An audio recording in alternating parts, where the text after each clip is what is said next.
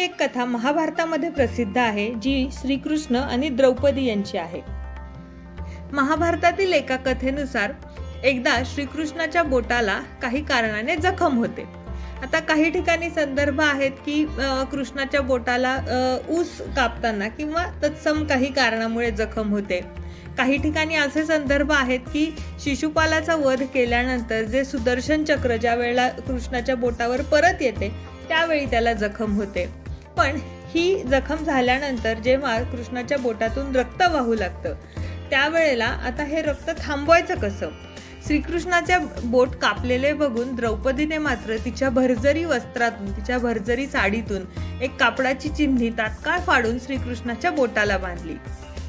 आपल्या मैत्रिणीच्या ममत्वाने भारावलेल्या या कृतीने कृष्णाने तिचे रक्षण करण्याचे वचन दिले आणि पुढे द्रौपदी वस्त्रहरणाच्या प्रसंगी श्रीकृष्णाने ते वचन पूर्ण करून तिचे रक्षणही केले।